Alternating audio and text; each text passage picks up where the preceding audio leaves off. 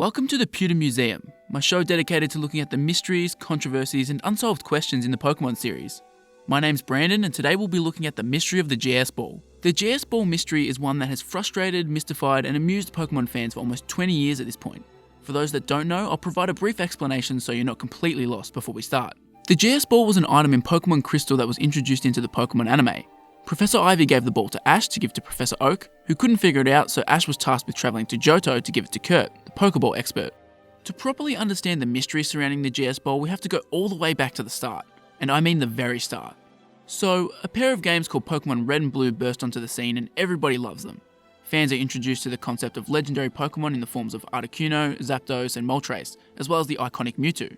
In the first generation, we also have Mew, who was a bit of a black sheep when it came to legendaries at the time. You see, according to an Iwata Asks, Mew was added sneakily by Shigeki Morimoto at the last second. About 2 weeks before the game was finished, Morimoto removed the developer debug mode, which freed up 300 bytes of cartridge space. Cartridge space was at a premium at this time, so gaining the extra space was a big deal. As a bit of an inside gag just for the developers, Morimoto added Mew to the game at the last second. Mew was never intended to be seen by players at first, but was soon discovered thanks to glitches. Word of the mysterious 151st Pokemon spread like wildfire and became the stuff of legends. Some people questioned whether Mew actually existed at all. It was quite like how characters in the anime questioned the existence of legendaries. Nintendo and Game Freak pounced on this free marketing by holding various distribution events, including ones in the US. When it came time for Generation 2, Game Freak repeated the same thing, albeit this time on purpose. While you could find Ho-Oh, Lugia, Raikou, Suicune and Entei throughout the game normally, one Pokemon was again held from players: Celebi. Adding it on purpose, this time Game Freak could create an actual in-game event surrounding the Pokemon. To gain access to the event, players needed to use the Pokemon mobile system GB. This was a paid online service that could be used by connecting a compatible Japanese mobile phone using the mobile Game Boy adapter. The system never saw the light of day outside of Japan, likely because mobile phones weren't as cheap or widespread in other places at the time. The GS Ball was distributed twice in 2001, first from March 29 to May 29, and again from August 1st to the 28th. Players were made to answer a survey correctly in order to receive the GS Ball. The event involved the player obtaining 16 badges before successfully completing the Chico Dice minigame 3 times in a row, and successfully answering the 10-card quiz via the Pokemon News machine. Using this system, you could download the GS Ball item and receive it at the Pokemon Communication Center in Goldenrod City. To activate the event, players would need to give the ball to Kurt in Azalea Town. He inspects the ball for 24 hours, after which you would receive the ball back, go to Ilex Shrine, and that would summon a level 30 Celebi for you to capture. In the non-Japanese versions of the game, the Pokemon Communication Center didn't exist, so they actually changed the location you would receive the GS Ball to the Goldenrod Pokemon Center. Despite the change being made, Western audiences never saw the event. It's possible to use glitches, like the Celebi Egg glitch, to spawn the GS Ball as a held item, but for whatever reason this glitch seems to be far less known than the ones used to obtain Mew. On January 28, 1999 in Japan, and on December 4, 1999 in America, the anime episode Palette Party Panic debuted, and this is where much of the trouble began. As I mentioned earlier, the GS Ball was introduced as the entire reason for Ash to travel to the Orange Islands. It was his sole purpose for going there at first, as he doesn't find out about the Orange League until later. In Palette Party Panic, Oak tells Ash about the GS Ball and explains Professor Ivy, who lives on Valencia Island, wants to give it to him. He can't ask Gary to retrieve it because he's on an adventure currently, and for some strange reason the ball cannot be transferred via the Pokeball transporter. A mysterious Pokeball, huh? You bet I'll go! I'm counting on you! 2 episodes later, Ash arrives on Valencia Island and receives the GS Ball from Professor Ivy in the episode Pokeball Peril. In this episode, we get to see that a G and S are inscribed on the top of the ball, a nod to the new games, while also seeing with our eyes that the ball cannot be transported. Ivy explains that they have tried many different ways to brute force the ball to open, but all have failed. She then gives the ball to Ash. Here it is, Ash. Make sure you get it to him safely. Right! As a side note, this is also the episode where Brock leaves the group. I may end up doing an in-depth video on this, but let's just say this was as controversial, if not more controversial than the dropped GS Ball storyline. The next time we see the GS Ball is in Fit to be Tied, 2 episodes later. Here Misty tells off her Psyduck for bouncing the ball on its head. It's not much, but they're reminding us that it exists and that it's important.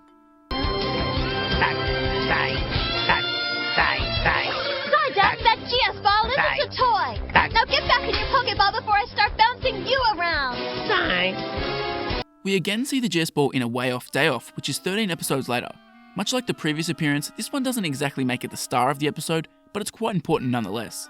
At one point in the episode while everyone is asleep, Ash sneaks off to the beach and is speculating to himself about the GS ball. He compares it to a standard Pokeball before Pikachu comes and joins him.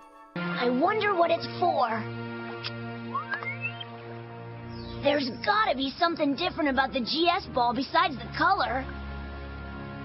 I wonder if there's something inside it. Huh? Hey, Pikachu, come on over. Why is this important? Well, having Ash ponder over it, even in this short scene, again shows the audience that this is an important plot device. The next time the GS ball is featured in any capacity is in the Underground Roundup, 16 episodes later. Unfortunately, this is just a very brief mention of it from Misty, and we don't even see it here. We see the actual ball with our own eyes the very next episode though.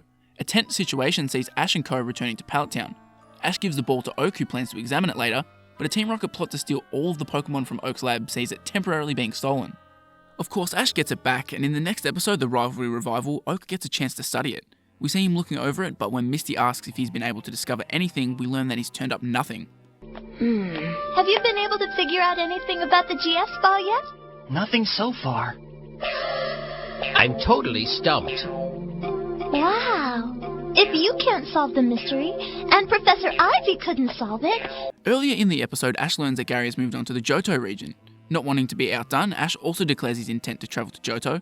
Professor Oak takes this opportunity to give the GS ball back to Ash. He explains that there is a man named Kurt in Azalea Town who is famed for designing Pokeballs, and that he would know what's inside the ball. So Ash is kicking off his Johto journey, and the GS ball is quite clearly still intended to be an important plot device.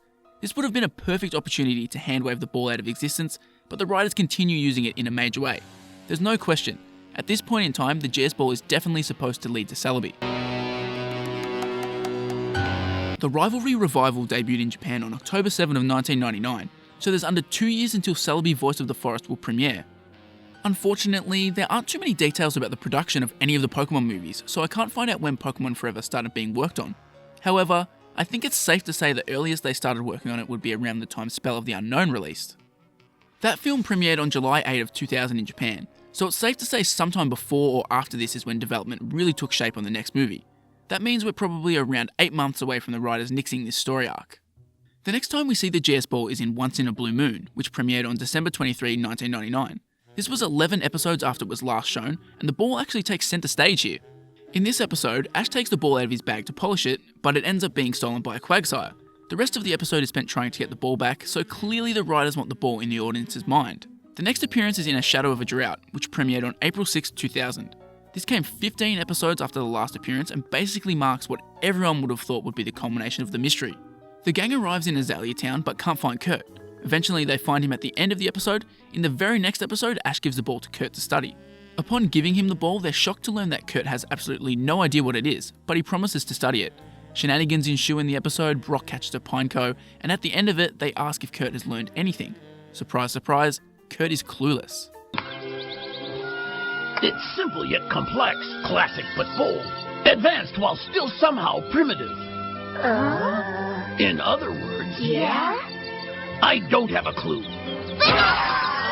We do learn that it's sealed with a powerful lock, and Kurt asks if he can inspect it for a little while longer. Ash agrees and then goes off to face the Azalea gym. This is pretty much the end of the GS Ball saga, so we can assume work on Celebi Voice of the Forest had begun. 2 episodes later, in a far-fetched tale, Ash tells Professor Oak he has delivered the ball to Kurt, and Oak doesn't really care. Basically, the main characters wash their hands of this plot device here, and they go on their merry ways.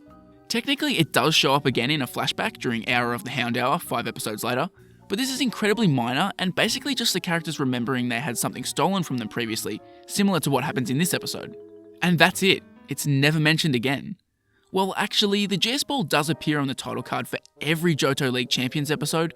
Johto League Champions didn't start until 8 episodes after its last reference, so this is just straight up weird. So the question you probably want answered is, what actually happened behind the scenes to this plot? Why did it stop? Well, in 2008, Masamitsu Hidaka, who directed the series up until the Battle Frontier arc and was a storyboard artist until the Unova region, spilled the beans in an interview. Talking to the Poke Beach webmaster, he confirmed that Celebi was related to the GS Ball before it was changed for the 4th movie. It was going to start a large arc of the Johto saga. However, when it was decided Celebi was going to be the star of a movie, the plotline was deemed redundant and shelved. They quite literally left the ball with Kurt and hoped fans would eventually forget about it. They didn't. While fans were pretty mad about there being absolutely no payoff to something so significant in the show, a bigger issue is the domino effect cancelling this arc caused. Now, Masamitsu Hidaka confirmed the Celebi arc was supposed to be part of a significant arc, so scrapping this so late obviously left a gaping hole in the show's future storylines. I think I've finally figured out why Johto League Champions has a disproportionate amount of filler. It's because Celebi was supposed to fill this void. If you actually look at the episodes in Johto League Champions, only 14 episodes actually contain plot development or a major event occurring. That's 14 out of 52 episodes. There's no doubt in my mind that Celebi being removed was the cause, and the writers had to scramble for content, adding in a bunch of random filler to cover it up. If you look at the episodes in the Johto League Champions season, only 14 episodes actually contain plot development or a major event occurring. That's 14 out of 52 episodes. There's no doubt in my mind that Celebi being removed was the cause, and the writers had to scramble for content, adding in a bunch of random filler to cover it up. It also explains why the Johto League Champions title card features the GS Ball quite prominently. They had probably already designed specific assets like the title card template well in advance. The artists for this would have assumed this is the Celebi arc, so putting the GS Ball as a nice little nod, only for them to have the rug pulled out from under them. Instead of being a cute reference, it's an annoying reminder. The next season, Master Quest, is basically the culmination of the Johto region, featuring the final gym battles, the start of the Silver Conference. I think they were planning to pad out the middle of the region with Celebi and were left high and dry when whatever person decided Celebi needed to be in the movie.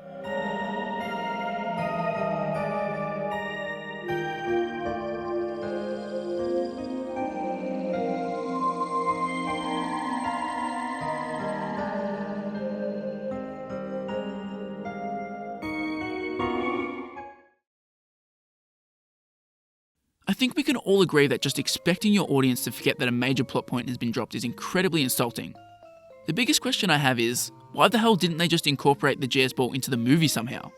Yes, I know the writers don't like to often have the movies and show reference each other, just in case kids are watching and they haven't seen one or the other and get confused, which is why Ash will never catch or evolve something in a film, but there were so many ways you could have done it. And heck, you spent multiple episodes of the anime hyping up Mewtwo leading into Mewtwo Strikes Back, so why couldn't you have just treated the GS Ball like that? It's not like Celebi was only going to travel with the team for a few episodes either. It would have been around long enough that having it star in the movie would have been as natural as having Pikachu present. Just pretend the GS Ball appearances were little Easter eggs for fans that were watching, and don't really acknowledge its appearance in the actual movie. I don't know, anything would have been better than just sweeping it under the rug. The decision to cancel the GS Ball story literally cost the show fans. It probably wasn't a significant amount, but you can find plenty of people online who stopped watching because of this. Seeing Hidaka explain that their reasoning at the time was that it was redundant for Celebi to have an anime arc as well as a movie gives me a good laugh. The anime quite literally pulled off this exact same thing with Zygarde. Zygarde showed up in the anime and started travelling with the group, and then played a starring role in Volcanion and the Mechanical Marvel. They literally could have done this exact same thing with Celebi. It actually would have been pretty good film promotion considering the films were doing poorly in America at this time. I guess they needed a little warming up to this idea though, because in Unova they actually did a lengthy story arc where the gang travelled with Meloetta, who has yet to have a starring role in a movie. It's extremely unlikely we're ever going to see a satisfying conclusion to this arc. I guess there's a slim chance with the amount of nostalgia related stuff and alternate reality films they're putting out these days. They legitimately remade Mewtwo Strikes Back, so is it out of the realm of possibilities for them to redo Celebi's movie and make it GS Ball related? The films had been wavering at the Japanese box office before they decided to shake the formula up with I Choose You. What better way to continue shaking things up by fixing a mistake you made almost 2 decades ago? I'm not getting my hopes up though. A much more likely scenario is that the GS Ball continues to remain a very strange saga of the original Pokemon series.